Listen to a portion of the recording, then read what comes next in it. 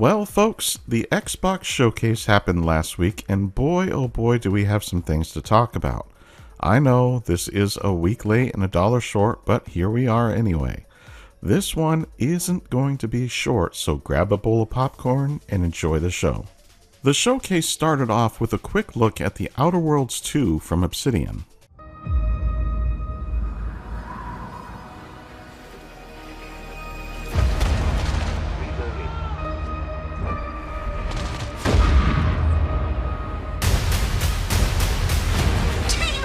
I'd care that the colony is in disarray. We didn't come to Arcadia to get bogged down in pointless warfare. We came to spread freedom and liberate resources for profit. But this pesky Earth Directorate agent is mucking things up. They're not alone in doing so. And they think they can just choose how things play out. They could stop us from stealing the Protectorate's brainwashing technology, which we need to improve our market share. What if this stranger aligned with the Order and that world computer of theirs? That could be the key to closing the rifts that threaten the colonies. So, you see why this menace must be wiped from the face of existence. Or, better yet, brought to our side through the power of capitalism. Now, let's get out there and buy our way to victory! Visually speaking, the Outer Worlds 2 looks fantastic. Some of the combat also looked great with the use of some interesting weapons and mechanics. All through the trailer, we were given hints about the plot of the game, and there was even a point where it seems like we will have a crossroads in the direction of the plot, or how it plays out, depending on our choices. Of course, this year, the extended part of the showcase will have a deep dive on the Outer Worlds 2, so we will come back to that later. For now, let's move right into the next game. Babe, what's wrong? I'm sorry. I've just been so depressed lately. You know, it would fix everything. Humanzaprom.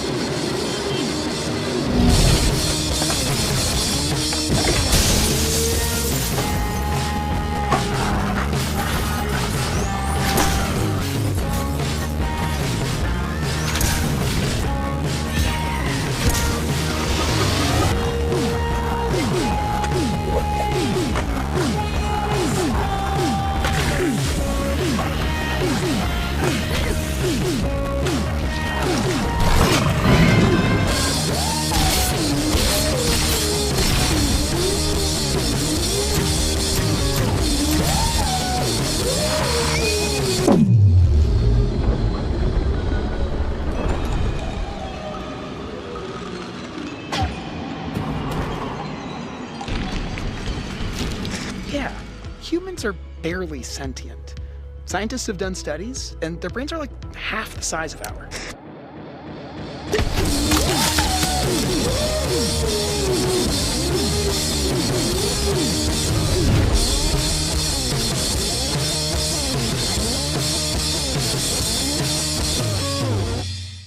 Okay, so I have to be honest, I was not expecting to see High on Life 2, but here we are. The trailer gave us a lot too, showcasing some of the gameplay mechanics, weapons, and their uses in combat, and even how we can traverse through the world using what appeared to be a skateboard. All while having the same feel of the first game, and it's releasing this winter. Up next was an interesting in-engine trailer.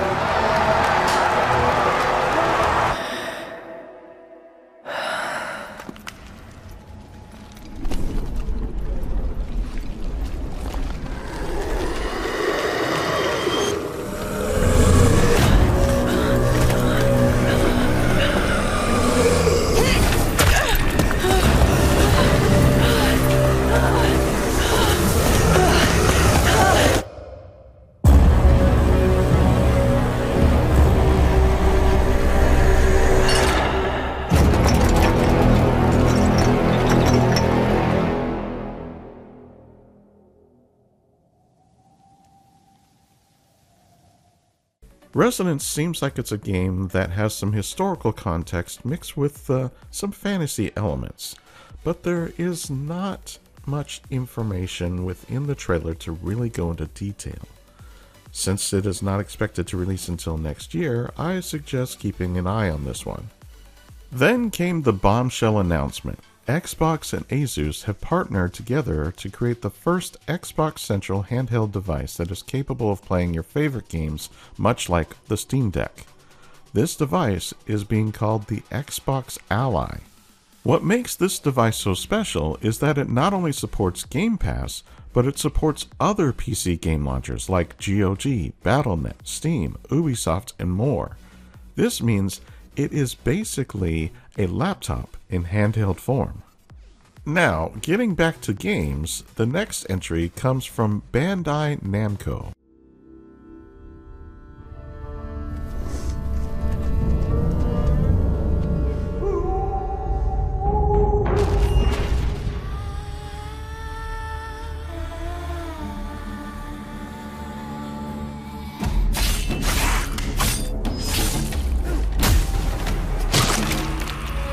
Monsters have always been here,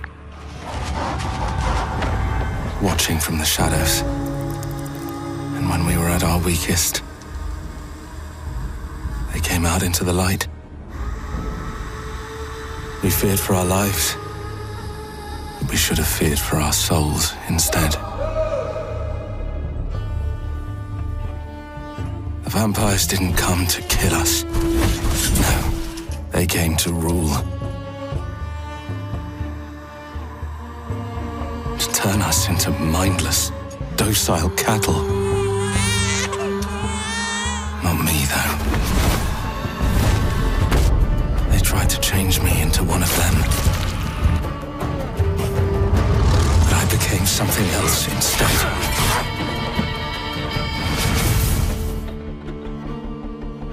Their worst nightmare.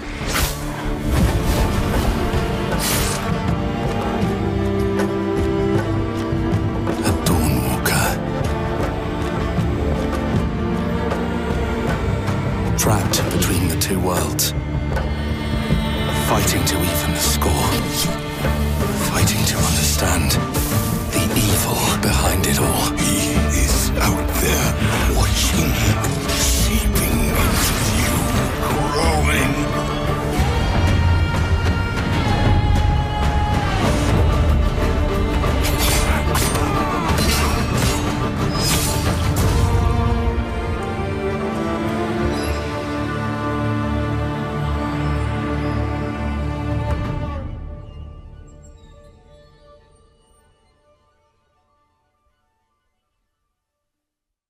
The Blood of Dawnwalker seems to have a Blade-inspired story that is set in medieval times.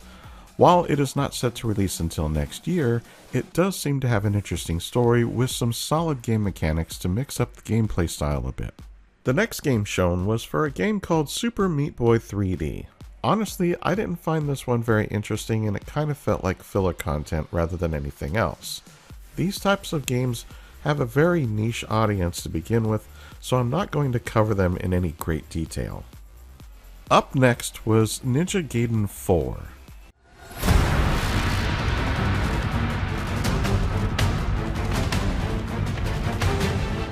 Watch your back, Yakumo. You're a wanted criminal now. I'll kill the Dark Dragon myself. It's my mission. My duty as a Raven Ninja.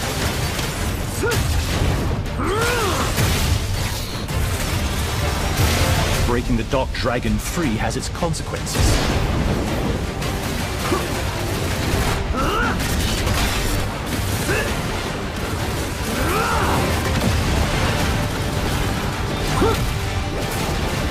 This is it. Sayori. Ryu, there's something I need your help with.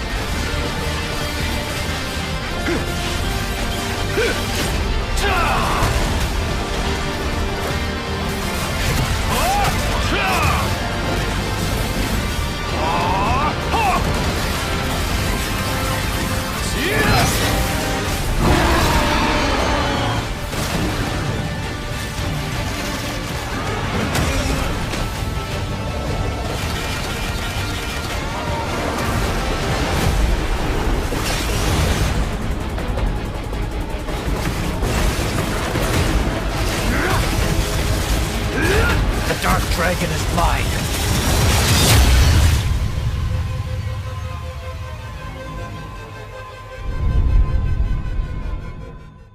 Yep, it's definitely a Ninja Gaiden game. It's not my type of game, but it does look fantastic, so I expect it will do well upon release, which just happens to be on October 21st of this year. So if this game is something you're looking forward to playing, then the wait is almost over. Our next trailer comes from Machine Games.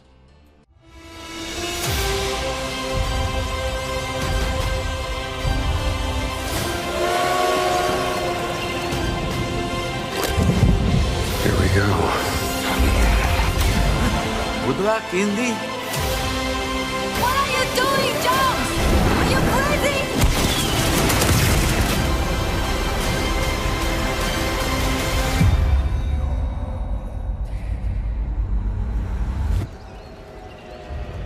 This is where it starts. Beneath the streets of Rome. Enter the city of Antioch. Find a secret relic. Bring it back to the Holy See. Defend the secret. They worshipped the giants.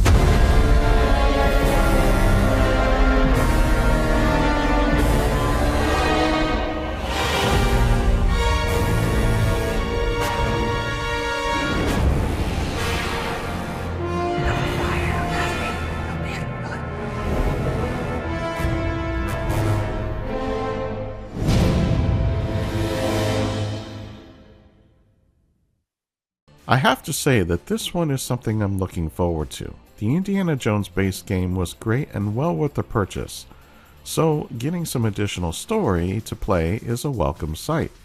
The Order of Giants is releasing on September 4th this year, so if you already have the Great Circle, then get ready to jump back in with this DLC. I know I will. Next up was another world premiere. はるか昔、この国に輪廻の獣が現れた。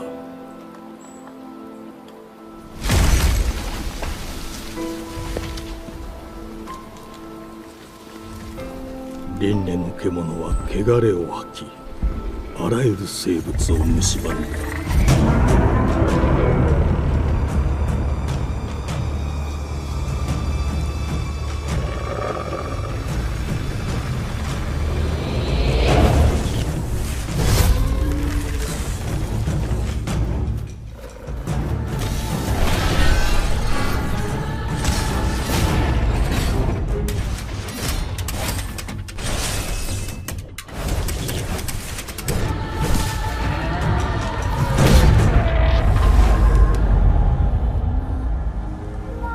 西暦4026年、人類は滅亡を待つのみ。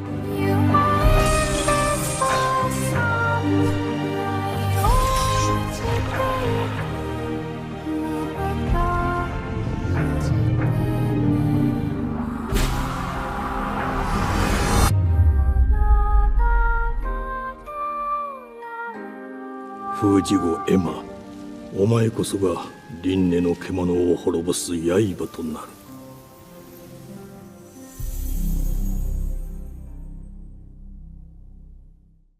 Beast of Reincarnation kind of gives me a Souls-like vibe with a twist. What we saw looked great from a graphic standpoint, but we didn't get much else other than some combat. It's interesting, but not something that I would play. If you happen to be into this type of game, keep your eyes peeled for more information, as it is set to release next year. Now this next game is one that I have been waiting for. The glittering streets of Avalon sure do shine, because they swoop their filth down to us. Get your paper in! Who's for a paper?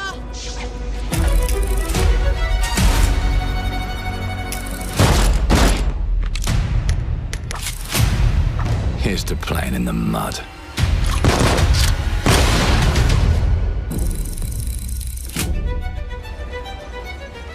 Life here ain't for the soft-hearted.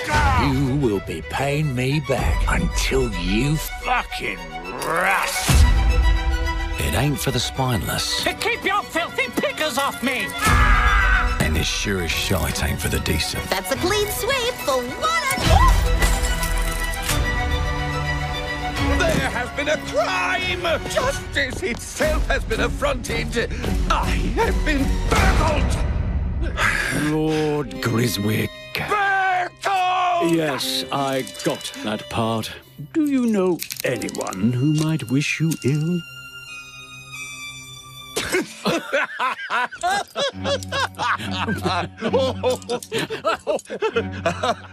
We can't arrest and question everyone.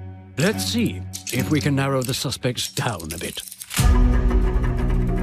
They were, Trust your instincts, sir. tall, Yes, sir. built rather slim, well, muscular. Mm-hmm. Was very quick, agile. Go on.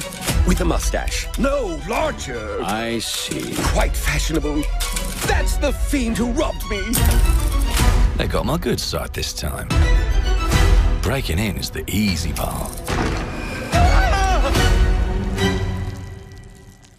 Your brandy, sir. Getting away with it is the real trick. These candlesticks ain't gold. Worthless and dull, just like you. Nah, I have a customer. How can I help you? I'd rather talk to you, Errol.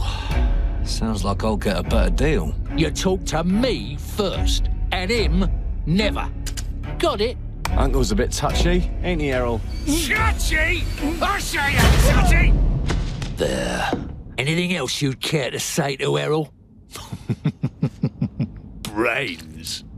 If I hadn't seen it with my own eyes, I wouldn't have believed it.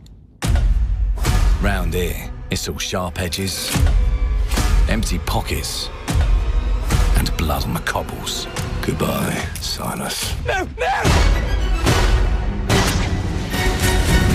I'll hurt you, you fucking meatsack! I'll leave you with a pissing pan of peaches! You'd either got a gang at your back, or a knife in it. We're family here. Family takes care of its own. Can't put a price on that, can you? Them's in charge. They don't keep order. They keep power. Take this thing into the crucible and melt it. They just want us beaten, broken, and too scared to fight back. I don't want to kill him! That's why it pays to be clever and well-armed.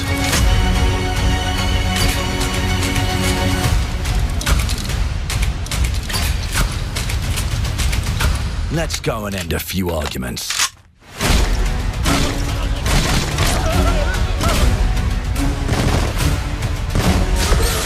Don't get cocky. They've got a weapon far worse. Time.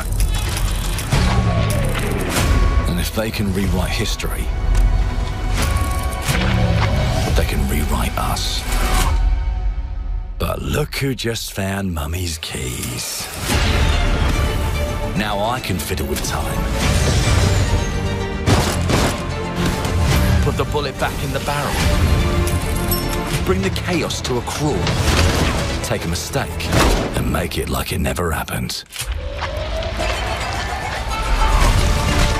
We can change the world as we know it. One choice at a time. And I can even go back and change the past to change the future. And let me tell you, the hunters don't like it when the rabbits got the gun.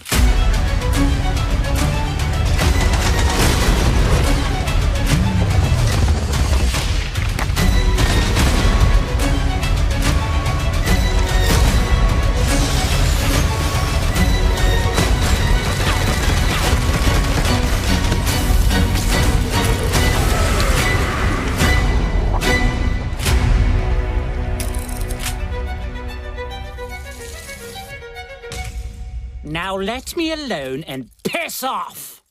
inXile's new game, Clockwork Revolution, is shaping up to be a masterpiece.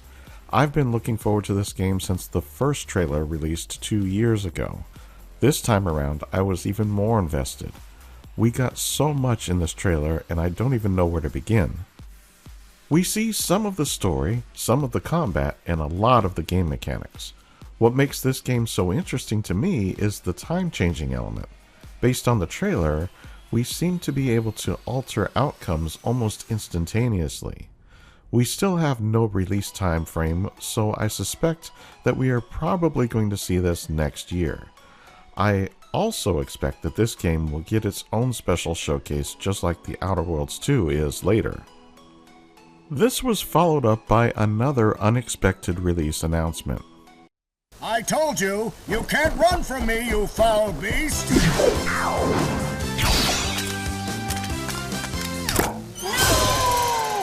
With new flexible legs, the Yoke Girth action figure can ride anything! Breaking news. There's been an explosion at Brook Hollow Park. Chaos descended on a ceremony commemorating the 2-year anniversary of when 4 teenagers were miniaturized against their will and left to fight for their survival in the backyard of a deranged scientist. Formerly evil company Ominent Practical Technologies was set to dedicate a statue of the 4 teenagers, fast food science robot Burgle, and Dr. Tully when an explosion erupted. Dr. Tully and the teenagers' current whereabouts are also unknown.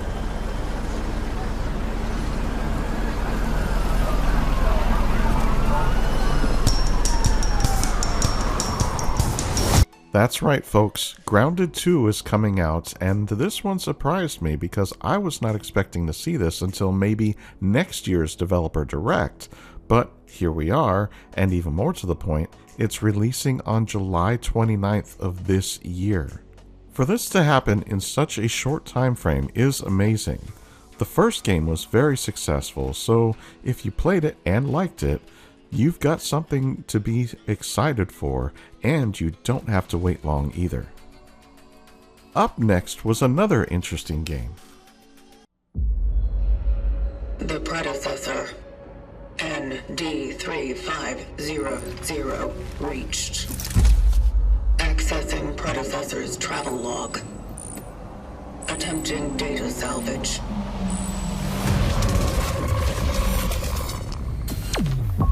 Encountered an unprecedented orphan.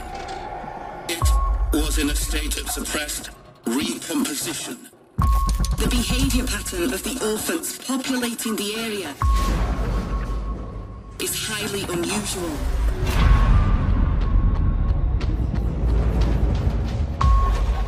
They become exceptionally aggressive.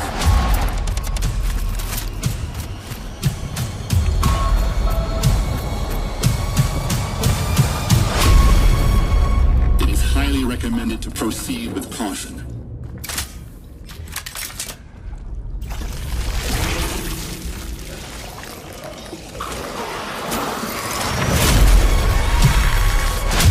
They seem to act more consistently, in coordination.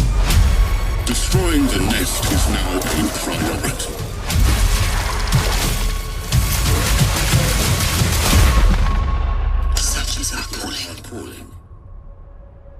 Such is our calling.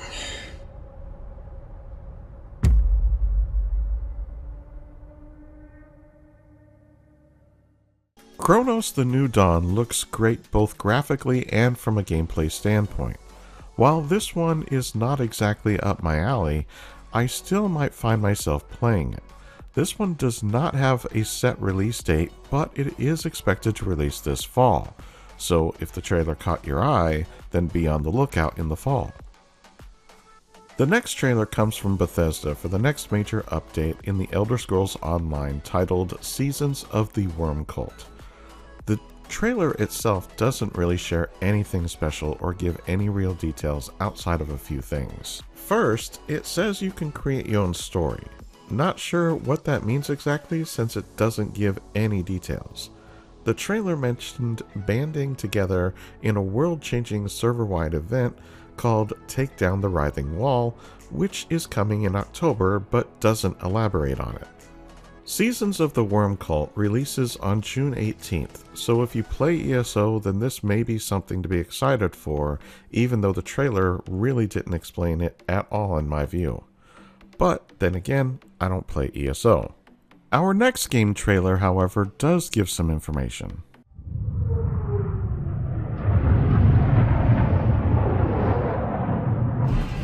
Mayday! Mayday! Code 1 to mission control, we're falling!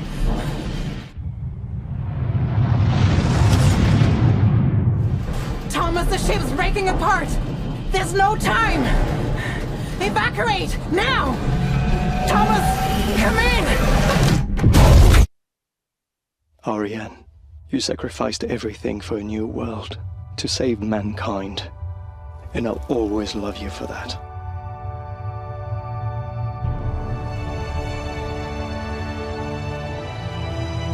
Aphelion does look to be a very interesting game to say the least. The game appears to be rooted in reality to some degree as they partnered with the European Space Agency to make the game. We don't get a ton of information, but what we did get caught my eye enough to keep me wanting more. This one doesn't have a release date yet, but it is expected to release sometime next year, so we'll be seeing more from this game in the future. The next game shown was an odd game that also seems like it would have a niche audience. There Are No Ghosts at the Grand, which is a game title that is way too long, has a decent trailer, but I was not interested. There wasn't anything wrong with it, rather it's just not for me. That said, if you find that you are interested, then keep your eyes peeled as this game is set to release next year. Up next was this trailer. There are as many gods in the world as there are stars in the heavens. And when we need their help, they send us a hero. Who would have guessed the defender of my homeland would be my daughter? She unlocked the heavenly spear, but is she worthy?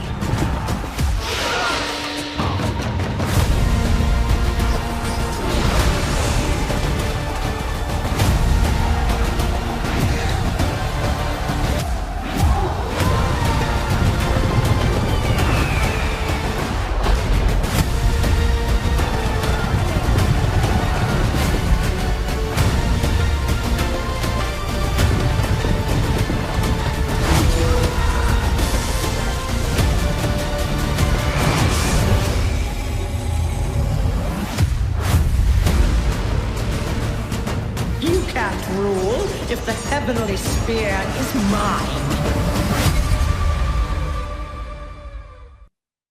Age of Mythology is getting a new DLC titled Heavenly Spear. This real-time strategy game is a fun game to play, and the DLC seems like it would be a grand addition to it. If you are into this game, you don't have to wait long as it releases this fall. This next game we see is something that is right up my alley. 주권 국가의 자주적 결정을 누가 허락하는가? 만약 이 결정이 패권 국가의 특정 정치 집단의 이익을 저해한다면 당신의 특정 행동이 대중의 의사결정에 영향을 미칠 수 있으며 반대로 누군가는 당신의 의사결정에 영향을 주려 한다는 것을 인지할 때 자신만의 온전한 입장을 세울 수 있지 않을까? 당신의 입장은 온전한 본인의 판단인가? 그렇게 믿고 있거나 믿고 싶을 뿐.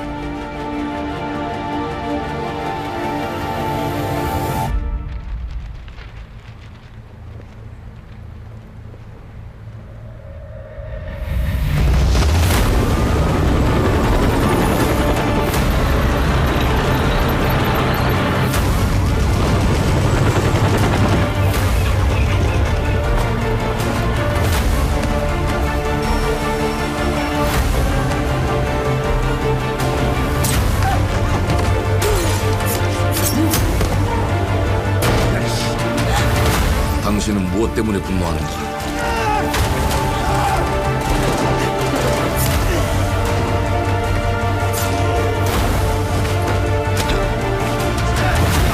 당신의 분노는 스스로 결정한 것인가?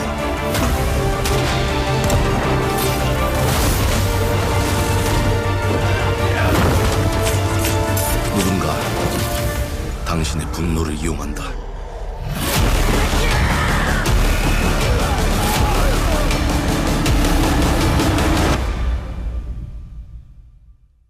지정태.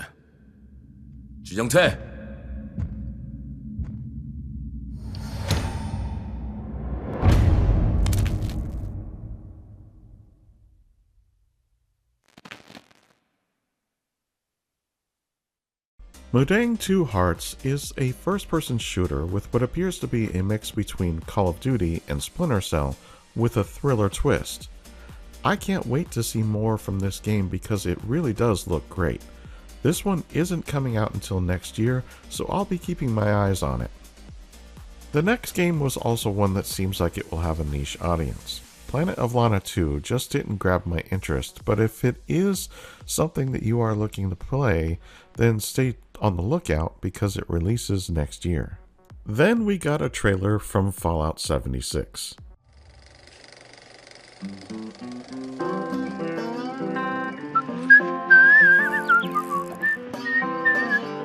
Well, hello there. Beautiful day to relax by the old fishing hole, wouldn't you say?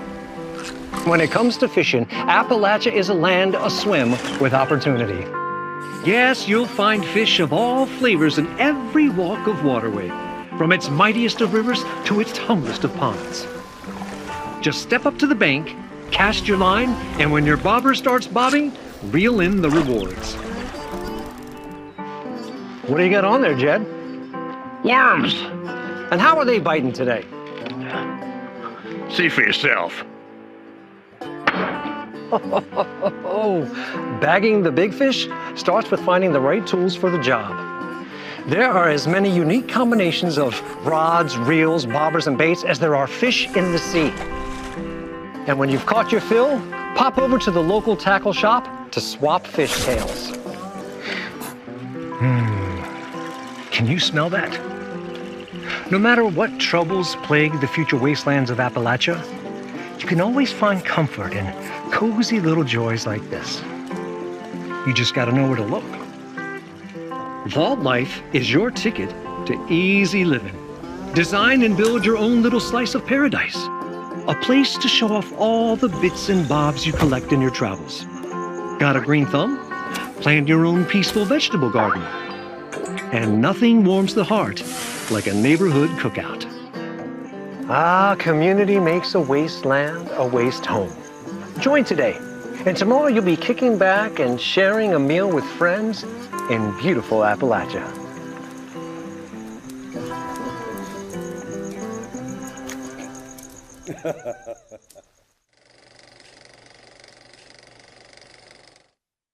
Now, don't get me wrong, I love Fallout, but this trailer really didn't need to be in the showcase in my view.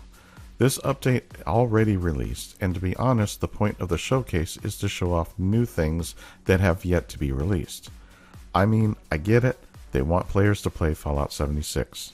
That's all well and fine, but maybe give a sneak peek at what is coming to 76 rather than what's already available. That's all I'm saying. Anyway, the Gone Fishing update added, you guessed it, fishing to Fallout 76. I didn't cover this because the update itself was not very big and kind of a letdown since they have not done much with the game since Skyline Valley.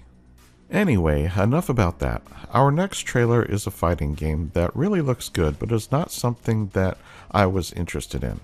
Solo Leveling Arise Overdrive is coming out next year, and if this kind of game is your thing, then give it a try. The next game was also not something that I have any interest in. Animo is releasing next year, and it looks good graphically, but certainly not for me. If you are into this type of game, then stay on the lookout for it as it releases sometime next year. Up next was a blast from the past. Tony Hawk's Pro Skater 3 and 4 remakes are something that old school Tony Hawk fans have been looking forward to for a long time.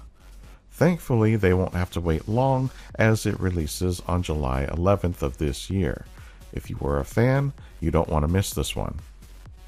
Another game trailer that shows off a game that I personally don't have any interest in is At Fate's End.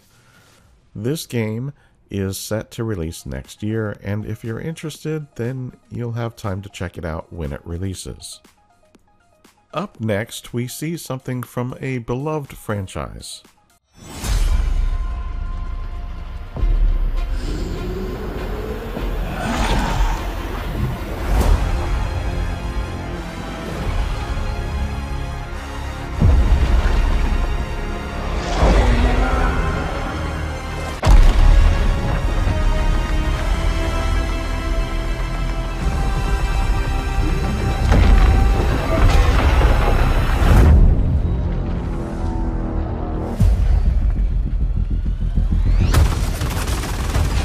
Decided to show up.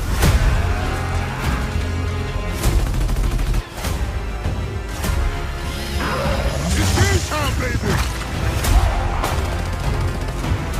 You think you can still find your way back home, Phoenix?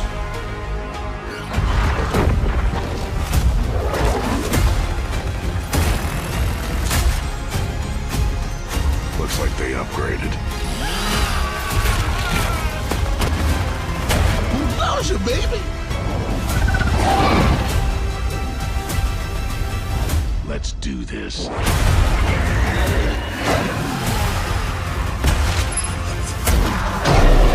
This is gonna be awesome.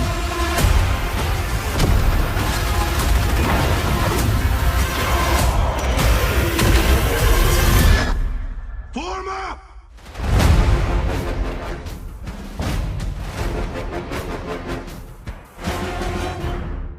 That's right, Gears of War Reloaded is coming soon. I don't think I need to really dive too much into this one, as the trailer really spoke for itself. This one releases August 26th of this year, and I'm pretty pumped about it. Fans of the Persona franchise will be excited for this release. Though I am not among those who are going to be all over this, it is nice to see more of these games coming to the Xbox ecosphere. Persona 4's revival trailer, though, was less than exciting, seeing as it was quite short. This leads us to the next game trailer. The Smugglers League is always there. But you won't see us. You won't hear us. And the only way you'd ever know it is if that's what we wanted.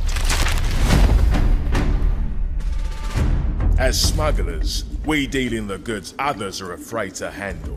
Guns, explosives... And don't forget the rum. It's a life of danger like no other. So I guess my question is, can you handle that?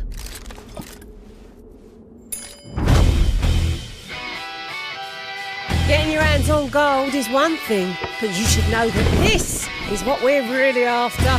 The bigger the room, the better. Smugglers need to be adaptable. It's more than moving under moonlight and shadows. You should be ready to take advantage of others' misfortune. Stealing, of course, is always an option. Just do whatever it takes to get the job done. You are pirates, after all. Welcome, my friends, to the Smugglers League.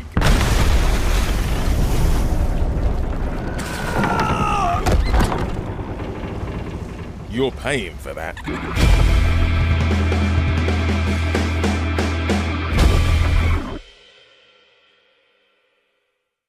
Sea of Thieves' next season, titled Smugglers and Tide, is set to release in August this year. The next game in the list is a fighting game that looks good for this type of game, but is not something that I am actually interested in. Those of you who are into it will want to check out Invincible Versus, which is coming out next year. Final Fantasy fans will be happy to know that Final Fantasy VII Remake is coming to the Xbox family this winter, as we were treated to a short trailer about it. This is a big win for Xbox because I think we are starting to see an end to console exclusivity on the horizon, at least as it pertains to Xbox and PlayStation. Maybe more, but we'll see.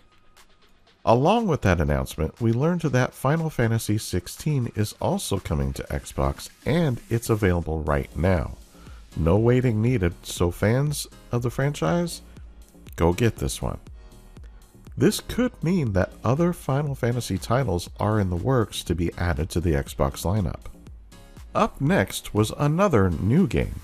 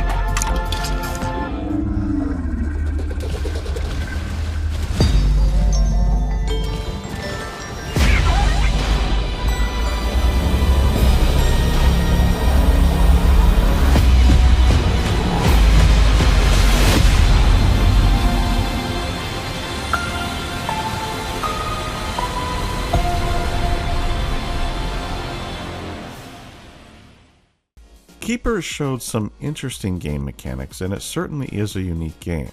It's not something that I see myself playing, but if you're interested, then you don't have to wait long as it releases on October 17th of this year. Phil Spencer came out to speak at the end of the showcase where he talked about everything shown and about the future of Xbox. Next year marks 25 years of Xbox, and we can expect 2026 to be a huge year-long celebration with major title releases. Hopefully, we will learn more in the months ahead. As usual, there was just one more trailer, and this one was very much unexpected. Welcome to the Guild. We have been expecting you. Please, follow me. You already know us as a global tech leader. Our software, our systems, combined with our skilled team, is designed to save lives. Your years of service have shown you the importance of our work. Here, you'll witness the global scope of that mission in action. Let me introduce you to our esteemed visionary.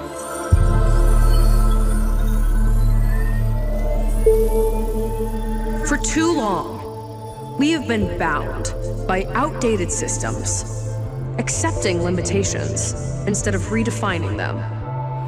The Guild is safeguarding tomorrow, now. We are pioneering the future of protection worldwide. Our advancements are designed to elevate everyday life, reshaping the future of technology on a global scale. I'm Emma Kagan, CEO of the Guild.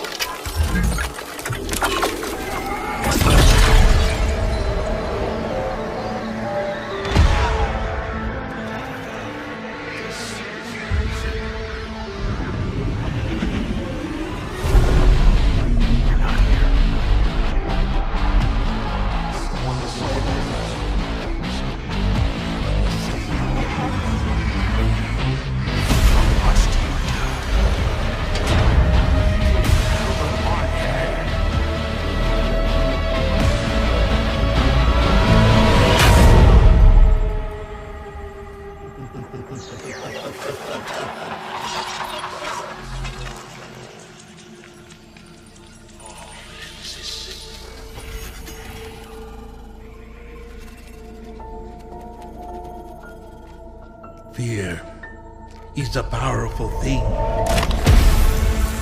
David Mason.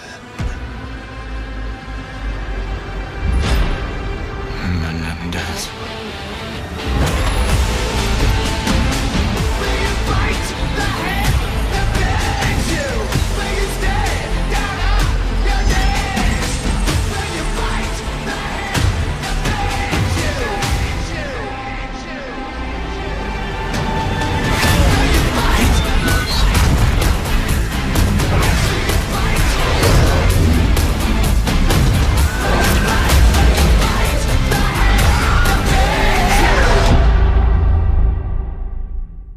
That's right, Call of Duty Black Ops 7 is coming, but we just don't know when.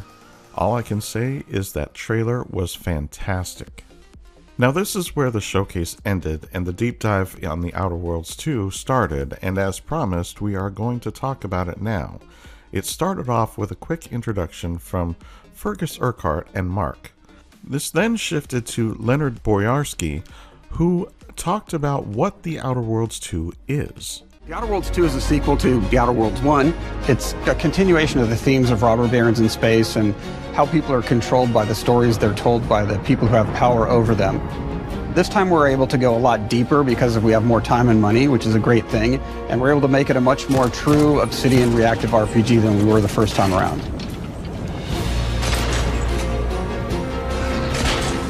So we're going deeper and more complex with everything for this sequel. Deeper story, lore, RPG interactions, reactivity, all the things we've been known for as a company.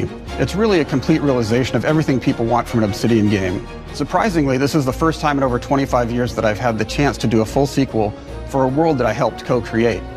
It's really just a fantastic opportunity to explore and expand the universe in interesting ways, and to go even further with the themes of how people are affected by living in a dystopian corporate reality. So he's telling us that because of time and money, both of which they have more of, this game is going to be better than the first. Now, I did play the first game and it was okay, but I didn't find it to be that amazing, so I'm going to keep my expectations tempered on this one. Justin Birch came on to talk about a few things too. You can shoot your way through it, you can talk your way through it, you can sneak your way through it. And so no matter what kind of playstyle that you like, this is just an awesome franchise and an awesome game to jump into, even if it's your first one. The first Outer Worlds was a great base to start from, as it has all the elements of a great Obsidian RPG. Interesting characters, deep worlds, important choices. In The Outer Worlds 2, not only did we want to double down on those elements, but we wanted to give players even more of it. We've also put a lot of investment into skills and traits that impact things like combat, conversations, and areas that we call RPG interactions, which are the part of the world where players can use their specific skills, perks, and backgrounds to solve problems in unique ways in our new, bigger worlds.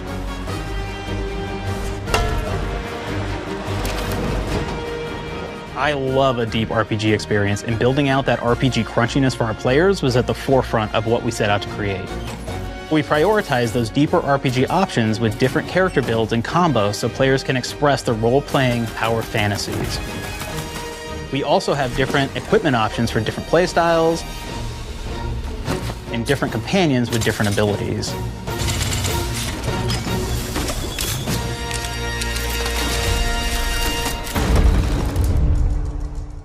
He didn't reveal much, but he did give us enough information as it pertained to player choice, both in how we play the game and in the dialogue options.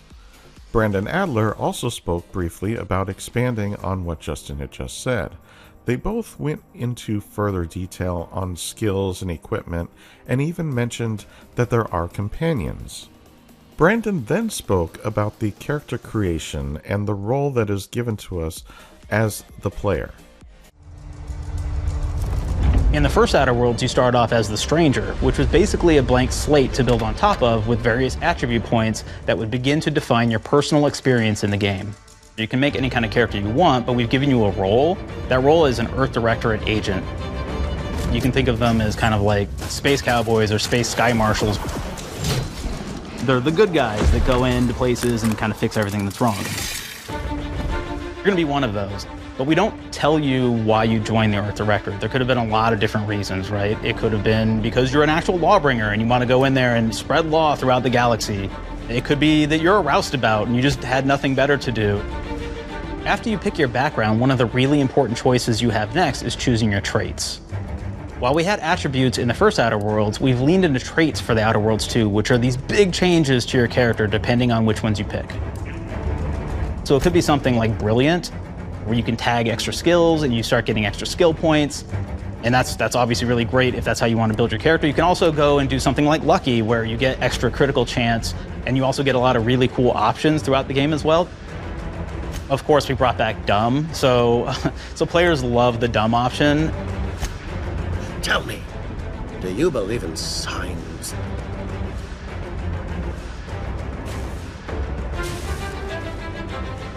Not quite what I meant, but I like your contempt for boundaries. I could put your adventure spirit to good use. You get like lots of really cool, fun conversation options in the game, but we took that even further. And again, there's lots of elements in the game where you can be dumb and use that for something. Could be something as simple as banging on a machine to get it to work. After you've invested in some of your traits, your next choices are going to be choosing your skills. The skills themselves basically allow you to build on your playstyle and what your character is doing in the game. That will be everything from playing stealthily to speccing for an explosive specialty.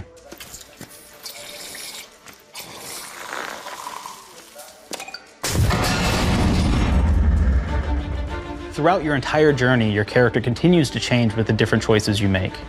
In the Outer Worlds 1, actually had more skills than we have, so we condensed them down to really the core and essence of what we really wanted there.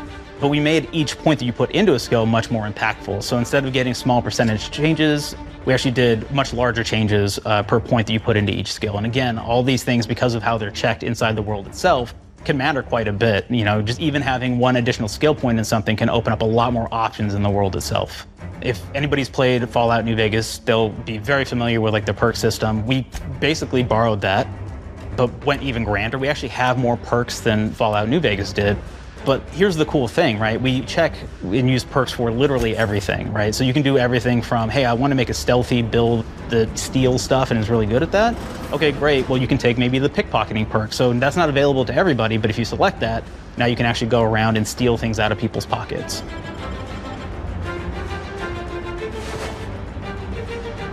There's another perk called Heavy-Handed, right? Where say you're a melee person, what this does is now your power attacks that you use actually knock people down. Oh man, I really like the serial killer perk. As you start killing people, they will drop hearts. And you can take those hearts, and essentially you're taking these trophies, you could say, and it's actually giving you a permanent health bonus every time you do it. We have this perk called Assassin. Now, this is an early game perk that you can take, which every time you stealth attack an enemy, you're actually going to get a movement bonus for a certain amount of time.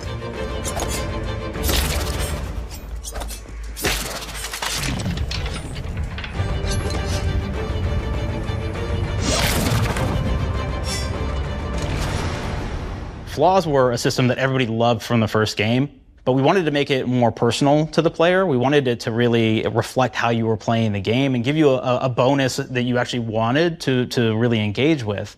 One of my favorite flaws is something called Bad Knees. It will actually give you the option to take this flaw that'll make it so that you move faster throughout the game. But the problem is, anytime you stand up, your knees are going to make a loud popping noise that makes it so that, well, everyone around you is going to hear you. There's one called Kleptomaniac. This is really interesting because what it does is when you steal something, you can actually sell it for more bits than normal. And like that sounds really great. The drawback is sometimes when you're looking at things in the world that are owned by somebody else, you'll automatically steal them. So you have to be very careful about how you use them. One of our more wacky perks is the Sun Gazer Flaw, and it just gives everyone cataracts while playing their game. So everything becomes like light shafts and blooms and hazes, and makes the game pretty unplayable if you happen to choose that perk. If you happen to be the type of player that habitually reloads your weapons like I do, well, you'll be offered the flaw of overprepared. Now, you'll get larger magazine sizes on all of your weapons, but if you ever fully empty your magazine, you're going to take a debuff for a while.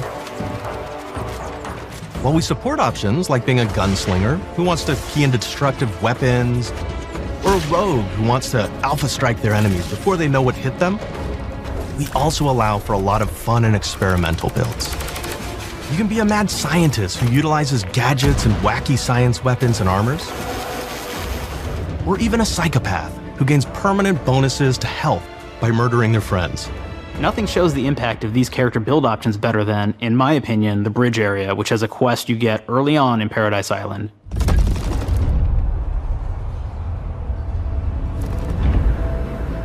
Not only do you kind of encounter this very early, and it's a very core one to the story, but it really expresses our philosophy of allowing the player to solve problems in a bunch of ways.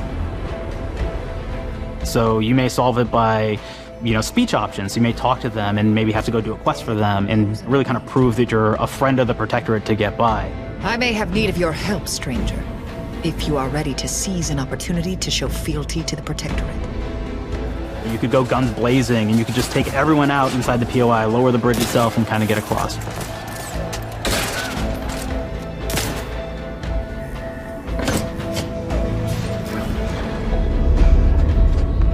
You could sneak in, lower the bridge, and then actually sneak in under the bridge to get over to the other side.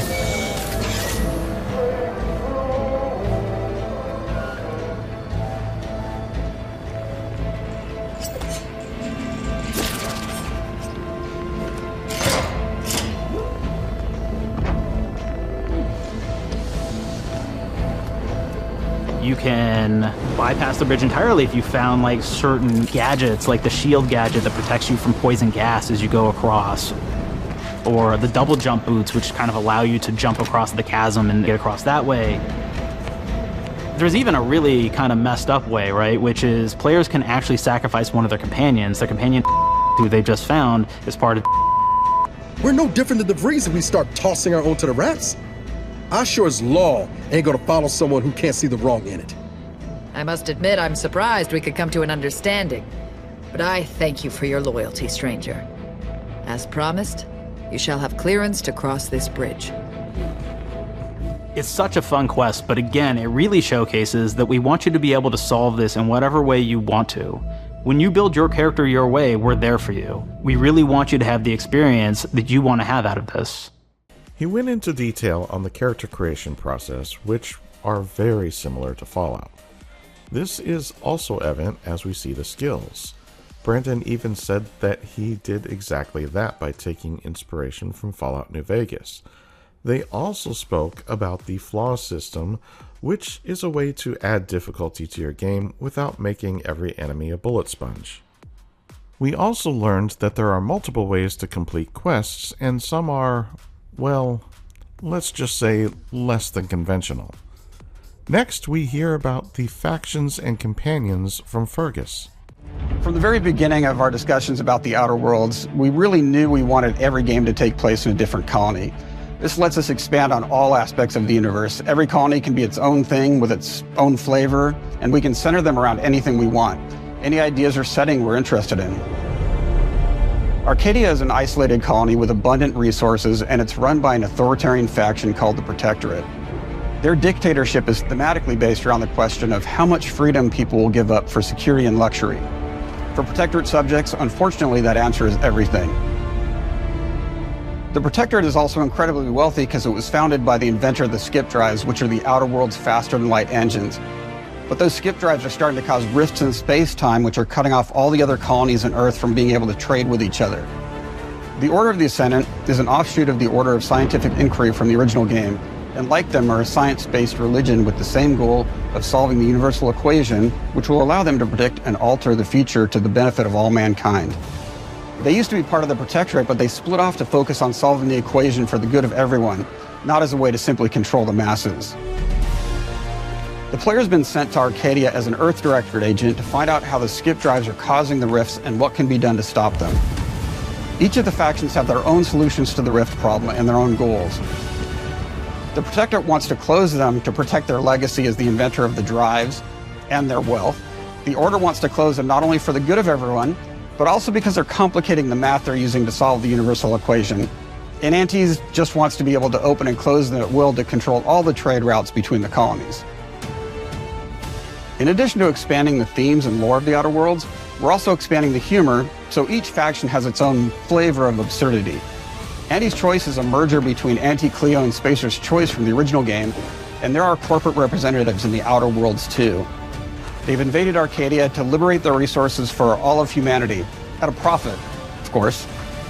One of my favorite things from Fallout New Vegas is the radio system. It was just iconic for me, and I wanted to make sure that the Outer Worlds 2 had that. So we actually built out 3 different radio stations, one for each of the major factions. You also have a ton of music. Each station might have, like, I think 20 tracks of unique music that we've made for it. It's a lot of stuff. But the really cool part about this entire thing is that we actually put a lot of reactivity into the radio. So it will respond to the things that are going on around the world that you've been interacting with. So if you go into a location, let's say you solve a problem for the Protectorate folks, if you listen to the Protectorate radio station, they're going to be cheering you on as a hero. Wonderful news, everyone. The Zeranium gas leaks at the Automech repair facility, strongly believed to be caused by Anti's Choice malefactors, have been corrected. Some hotshot for hire just managed to fix the electrum leak in their repair facility. Now, I'm not saying we caused it in the first place, but we sure like the idea of all those broken automechanicals and all the excessive gasping and choking involved. The factions and companions are great examples of how we're going deeper and more complex this time around. They're integrated into the game's storyline much more than we did on the first Outer Worlds, and like with everything else in the game, they have a lot more reactivity. There are 6 companions in the Outer Worlds too. As usual, each has their own quest lines, but this time they are also connected to a different faction and have character arcs that the player can affect through their choices. Your first companion is Niles. He's another Earth Directorate agent like you, and he's looking for your help to decide whether he wants to become an even better agent or to turn his back on the Earth Directorate completely. There's also a somewhat cute Automech support drone that is basically Niles' helper. Her name is Val. Marisol's part of the Order of the Ascendant, and she's an aging but still deadly assassin. That's right, she's a deadly mathematician who may or may not have some unfinished business to attend to with the player's help. There's also a cultist named Azza, who is part of a sub-faction that worships the Rifts, and in her case, violence in general. You can choose to either turn her away from overt violence or support her chaotic and dangerous tendencies. Now, at one time, Anti's Choice had a program to graft soldiers with animal parts to make them more formidable. Unfortunately, it didn't quite work, and most of them are now dead. There's a combat medic who survived, however, named Inez, and she wants the player to help her fix her graft, among other things. Finally, there's Tristan. He's a Protectorate Arbiter, who is judge, jury, and executioner all rolled into one heavily armored package. It is your choice to either help him judge wrongdoers or show him what true justice looks like. We definitely have reactivity in the game based on how you've been treating your companions. I won't reveal the end of the game, but let's say if you have not been treating them well, you will find out at the end of the game what that means. We learned that each colony is its own faction with their own goals. We also got some information about the plot of the game. Once again, just like Fallout, there is an in-game radio that has multiple stations, one for each faction, each having 20 tracks of unique music made for the game. Also, just like the modern Fallout games, the radio hosts will react to things that you do in-game.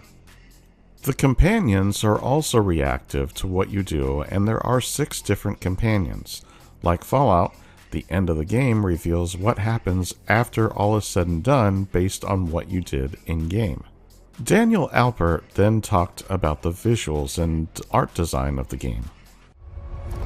The visuals of the first Outer Worlds depicted a frontier colony in space. The Outer Worlds 2 is driven by an invasion of the Arcadia colony system by Anti's Choice, which shifts the visuals to be more reminiscent of a World War I-like setting in space. That evolution is seen across all aspects of the game, starting with the factions. How do you militarize everything, including extreme capitalists or math-crazed scientists? In a World War I setting, war comes with propaganda. The Sovereign uses it to maintain control, Anti's Choice uses it to help their bottom line, the Order just wants to show how it exists within the grand plan. We want players to feel like Arcadia is a living, breathing place scarred by a long-standing war. Fairfield, one of the first towns you encounter, was once under Protectorate control, but has recently been taken over by Anti's Choice. They don't just occupy the town, they rebrand it with their signature style, repainting buildings, posting guards, and adding propaganda-based holograms featuring Anti and the Moon Man.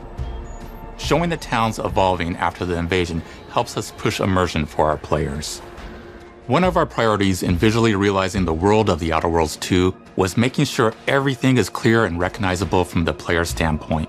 We want to make sure each faction has a particular look and design. So when the player is running across these vast, different environments and landscapes, they're recognizing the motifs and visuals of who they're talking to, what they're going to be talking about, and how that progresses throughout the story. The first Outer Worlds was really about player interfacing with corporations. And while we have that in The Outer Worlds 2, we really want to express not just the corporations, but how the player interacts with other facets of the world, like government entities or religious structures. And then we elaborate on those. With larger environments, we wanted to encourage exploration by improving player mobility across the board.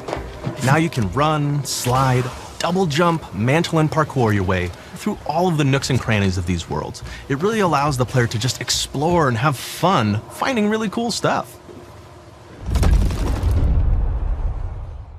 Not only did we learn about the world's setting, but we also got to see some of the exploration options, some of which seem to be inspired by other games too.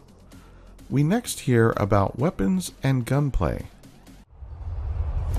We've aimed to make everything in The Outer Worlds 2 better from top to bottom. The RPG elements were the start, but that's touched our story, our art, and especially our gameplay. A good sequel is true to the original. That's first and foremost, right? Like, we all want to add in a bunch of things as you're making a sequel, right? We want to make it bigger and better in every way. That's what we were trying to do here. For The Outer Worlds 2, we wanted to improve gunplay in every way. We focused on improving the feel of each weapon, the way a weapon snaps into ADS, the way recoil feels when firing, and how impactful our sound effects really sell the weapon's fantasy, to things like how unique reload animation can add a lot of character to each weapon. We've increased the variety of weapons by including new weapon types, but also through a host of fun and unique weaponry. We have things like the Borscht Blaster that fires out tumors that can explode like grenades, or can even be eaten by the player for additional health. We have a weapon called Rookie's Reward that will actually level up the more you use it throughout the game. And every time it levels up, it's got fun fanfare where it's like shooting out confetti and it's got a fun little setup. We have a really fun weapon called the Pop-Up Gun. It fires out ad drones that will distract your enemies with corporate ads, slogans, and jingles. While your enemies are distracted, you can focus fire on them or explode these drones for additional damage. New to The Outer Worlds 2 are throwables. So you can use frag grenades to flush out enemies, smoke grenades to camouflage and escape, distraction devices to bait enemies into a stealth attack,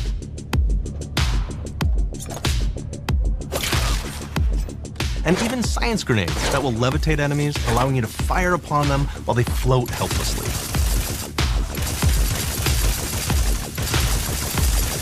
And of course, science weapons are back.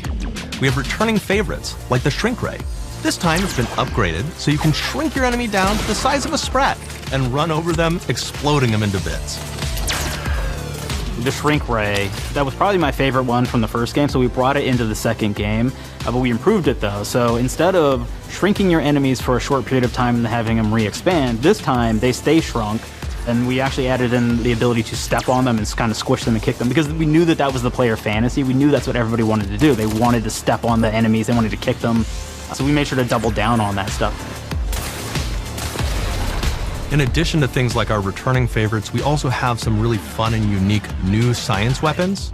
One of them is called the Armageddon. This one's really cool because it actually shoots out these masses that are like these little arms that will stick to people or cover or all kinds of different things, and they will continue to just hit them until they get destroyed. And we have another one that's just super cool called the Spectrum Dance Saber. This is a melee weapon that actually lets you attack to a musical beat. And if you continue to do that, you'll actually get additional bonuses each hit you do. One of my personal favorite weapons is called the Big Bang. It's just a big freaking gun that uses material harvested from rifts to shoot out a giant ball of energy, vaporizing everything in its path. Now, ammo's extremely rare for this weapon, but you can use it in just the right situation to devastating effects. Like another great one is Gary. If you wear Gary, he will lash out at your opponents as you're walking through combat. So we even have science armors, and we've really kind of shown off what we thought was really great for the player from a science perspective. We're all about letting people play the game their way. There are some players who prefer to be immersed in a first-person view, taking in all of the details. But there are others who really prefer to take the world in from a third-person perspective. Why not allow both? Well, now you can swap between the two, letting you enjoy the experience in whatever way you like. One of the things I really like about having the third-person mode is being able to see all of the fun and unique armors and armor combinations and weapons that you can equip your player with. All of the actions that you could do in first person, so you're double jumping around, you get to see your character in that way. And you get to take in the world and see things in a different light. They really went out of their way to make some interesting and unique weapons and armor, each having special effects and abilities that will give you plenty of character build options to choose from. Ultimately, this deep dive gave us a better look at what The Outer Worlds 2 will be about, and we got some gameplay throughout, so that was nice. Next, we move into the Grounded 2 portion of this deep dive.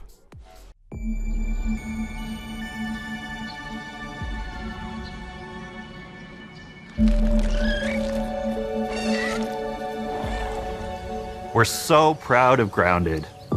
What started as a small passion project to make a quirky game where you're shrunk down to the size of an ant, trying to survive in a backyard, grew into something way bigger than we ever imagined. Over 25 million of you jumped in, explored, built, crafted, and fought off giant bugs together. Y'all helped make the entire experience very special to us. The team's been cooking up a ton for Grounded 2, and we're so excited to talk about it. I had to grease some palms to steal a bit of time from the direct to give you a deeper look. There were so many possibilities and ideas that didn't make it into the first game, so with the sequel, we have the chance to dream bigger. To achieve those dreams, we partnered with the amazing folks at Eidos Montreal. Together, we're taking Grounded from the backyard to an even larger world, the Brook Hollow Community Park. When we started working on Grounded 2, we knew that we wanted to make a bigger world. Fortunately for us, Eidos Montreal became our main partner on developing Grounded 2. They have a lot of similarities to the sorts of things that are important to us at Obsidian. They tend to make very narratively strong games. They make games with really deep characters and great character progression. They make games with great gameplay. Everyone at Eidos Montreal is thrilled and honored to be working with Obsidian Entertainment. Our two studios share a lot of DNA. The same things that are important to Obsidian Entertainment are important to us.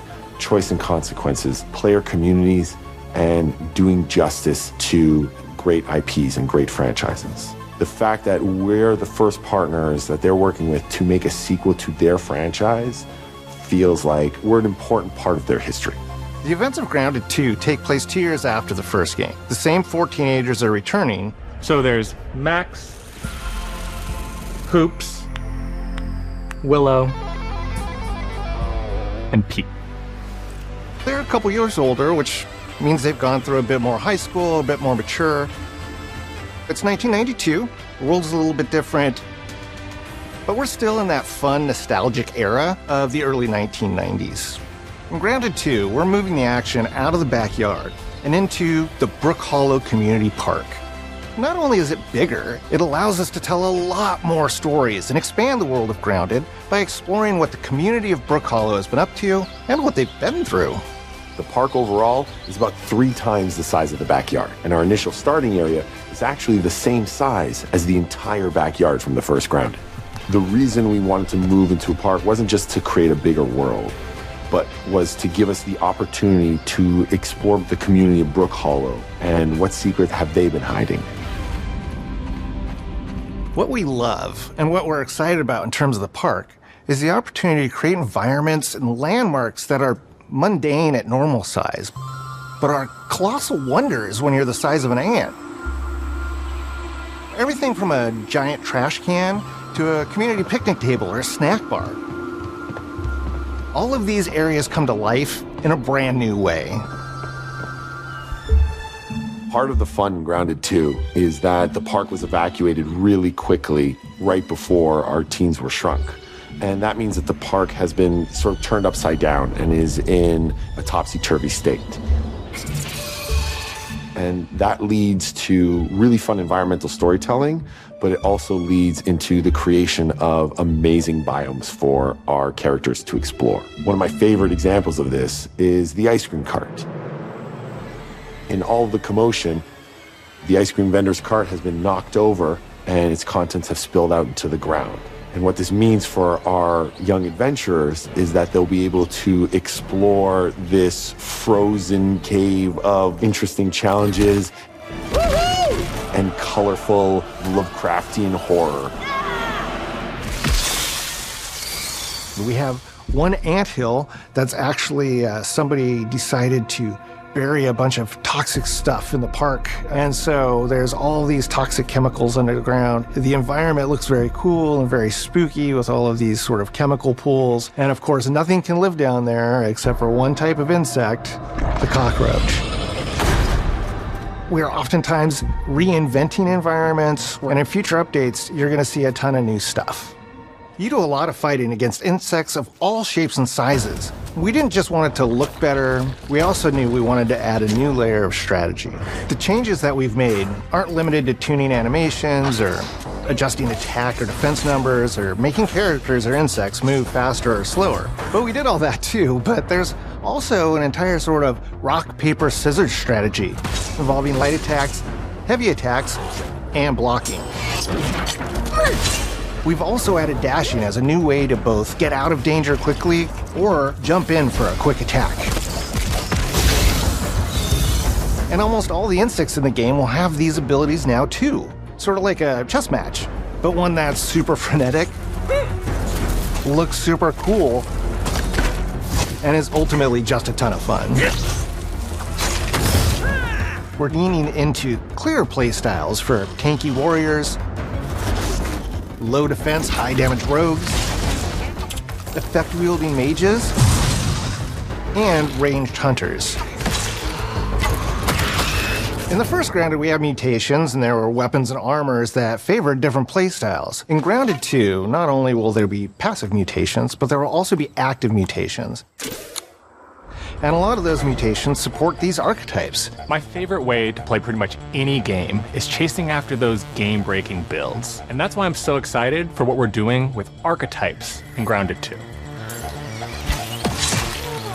I'm all in on the rogue. Now, you can even dual-wield daggers. I've been dialing in this glass cannon build that stacks ambush, assassin, and cardiofan mutations with the wolfbane daggers and the wolf spider armor. It lets me open up combat with massive backstab damage that also inflicts venom. Then, I can use the extra stamina to reposition and try to dodge, rinse, and repeat.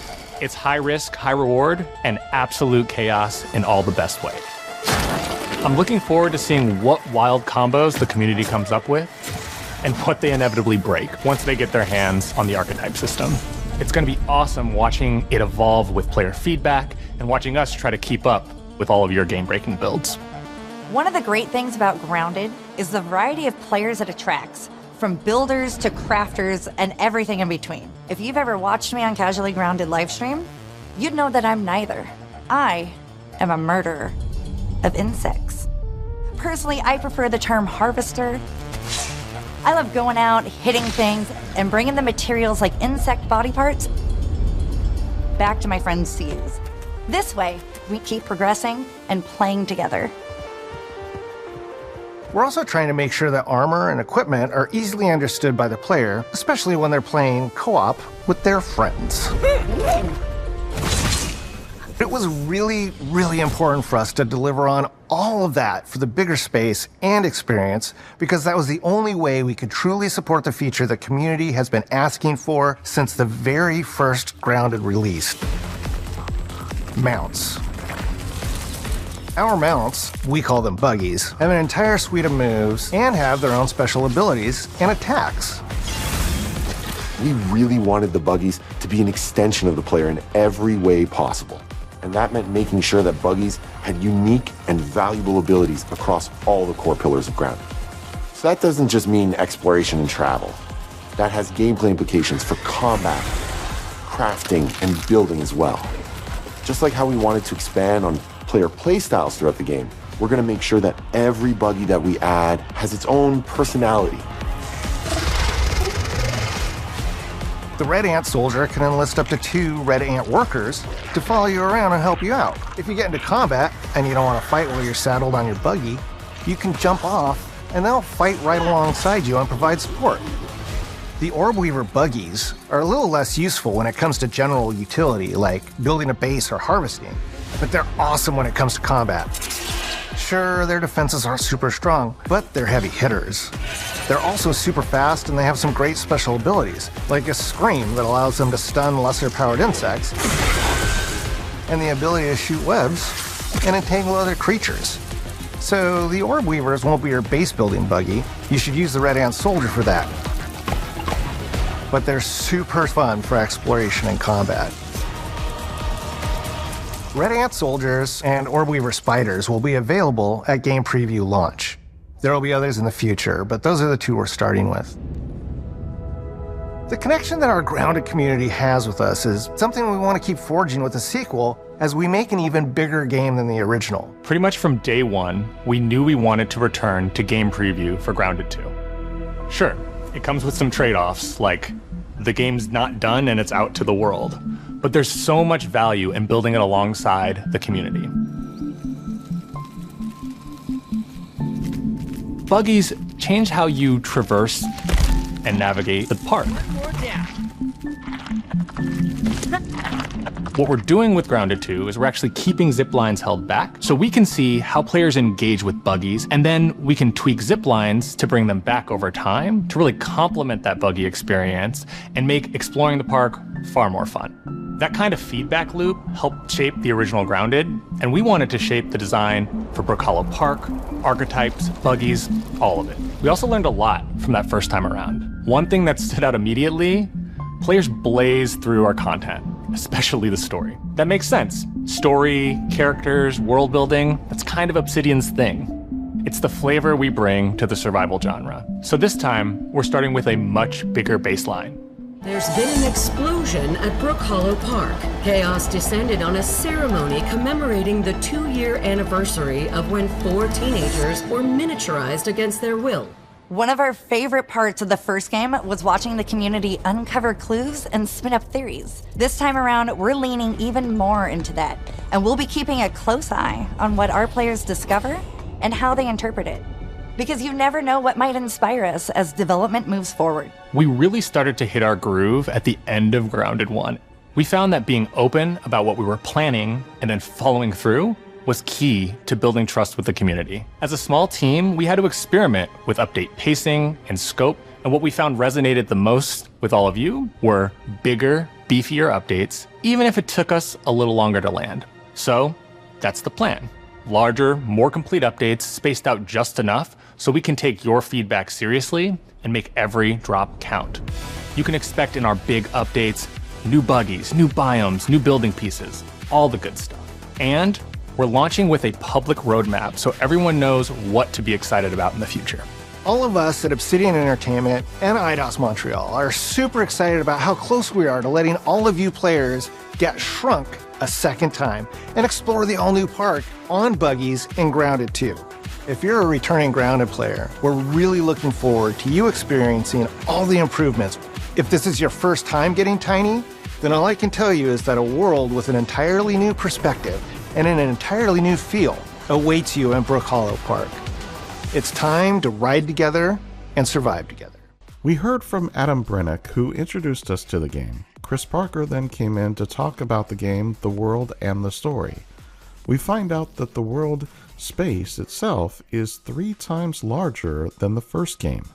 There is a lot of environmental storytelling in conjunction with the actual story.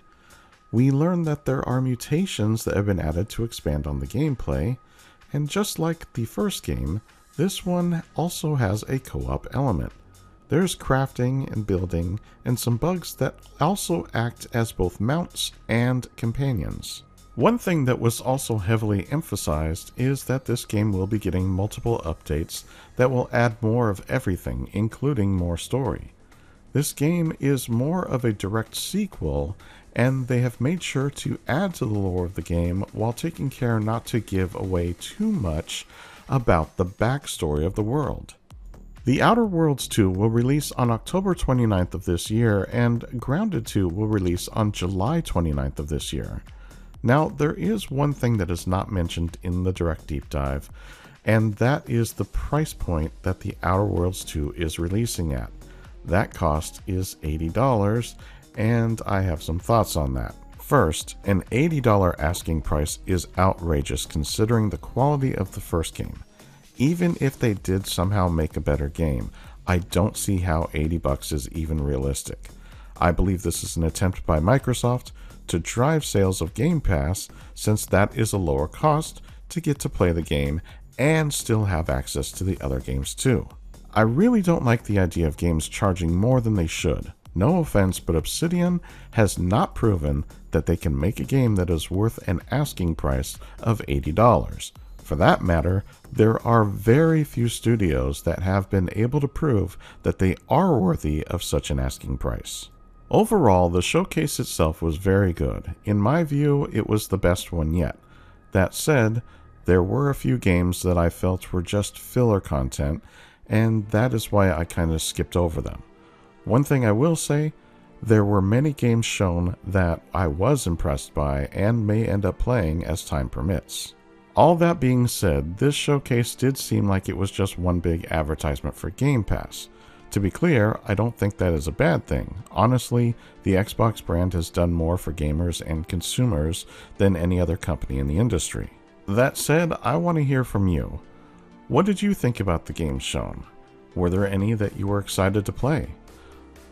What are your thoughts on the Outer Worlds 2? Sound off in the comments below. While you're at it, like, subscribe, and share. And as always, I'm just glad you stopped by, and I'll see you in the next one.